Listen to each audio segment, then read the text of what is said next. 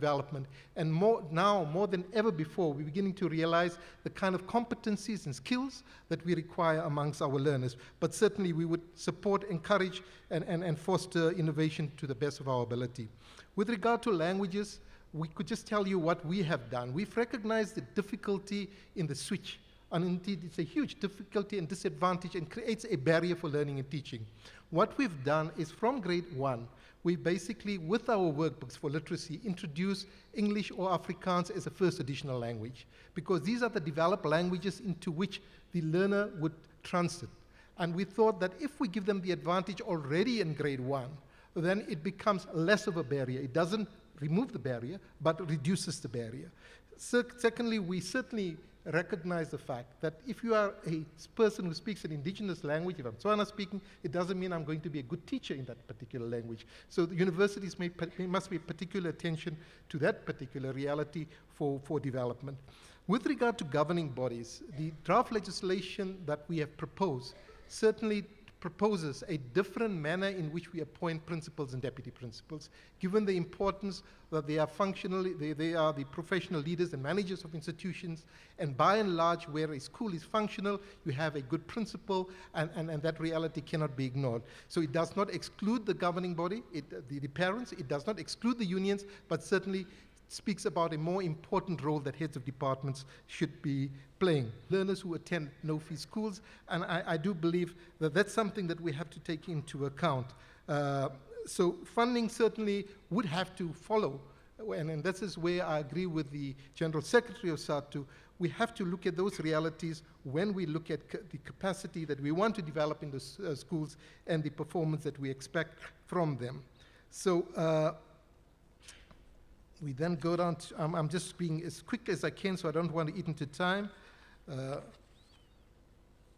The post-provision norms, you know, they call it the Mokel model. At one stage, whether you're a minister, deputy minister, or DG, if you go down to the Eastern Cape, the first question would be asked, when are you changing the Mokel model?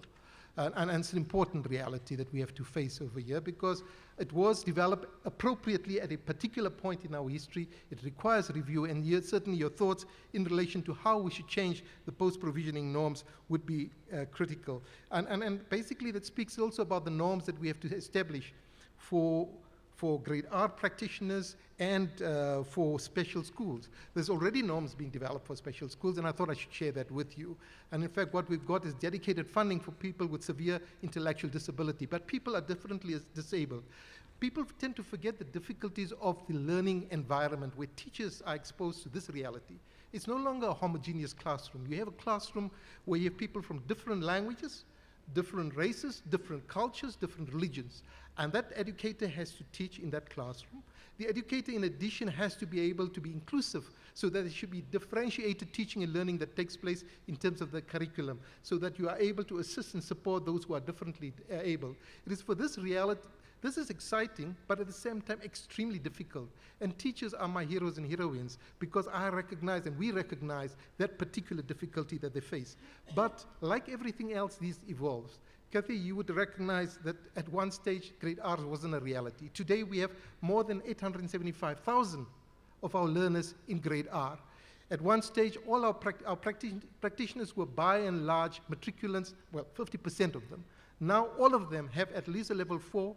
There's at least 55% that are level 5, and at least 40%, or close to 40%, that are at level 6. That means that over time, as a result of steps that we are taking, we are trying to professionalize those practitioners. So norms and standards would be developed appropriately at the right time. We can't rush into norms and standards when the system is not ready to do so. With regard to the colleague from NEPTOSA, certainly we agree with you about the importance of parents and learners, etc. But what we can share with you is that, and that would apply to the last person as well, all our guides for induction for governing body members are in different languages. They're not only exclusively English and Afrikaans. Our workbooks are in all languages as well, especially in the foundation phase. So we're trying very, very hard to promote parity in our languages. It continues to be a problem, but it's something that we have to look at. And Perhaps these are just quick comments. I thought that we are going to be sitting in commissions where we would be able to reflect on, report back, and make suggestions and recommendations. We don't want to direct the conversation and the dialogue, but thank you very much. We are 1 minute later than we expected to adjourn. It is 1 minute past 11. You are most welcome to have your tea, and then we would be reconvening. We would be moving towards CEO. That's your job now. I hand you over to the CEO before we adjourn. Thank you. Well, thank you, and good morning once more.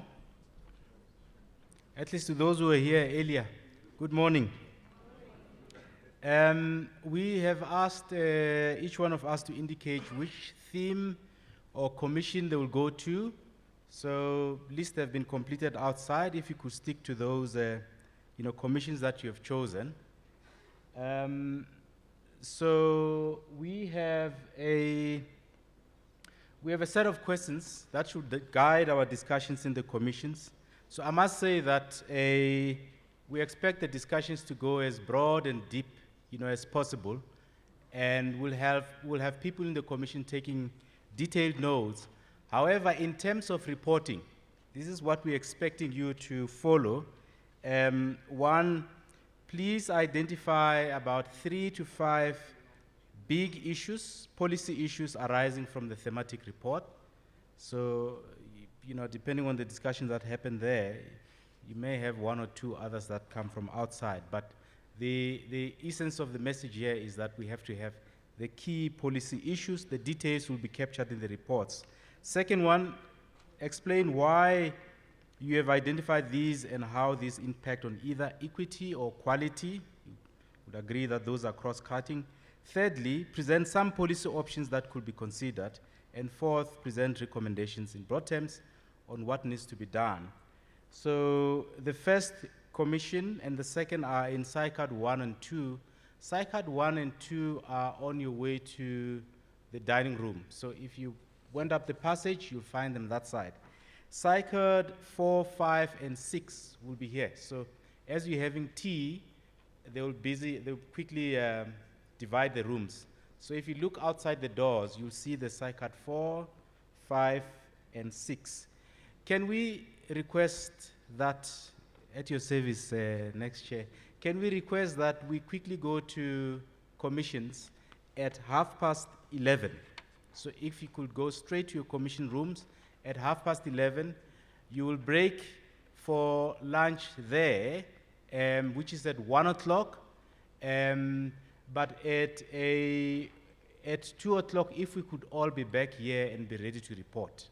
I hope we'll cooperate on that note. Thank you very much. Tea is served outside.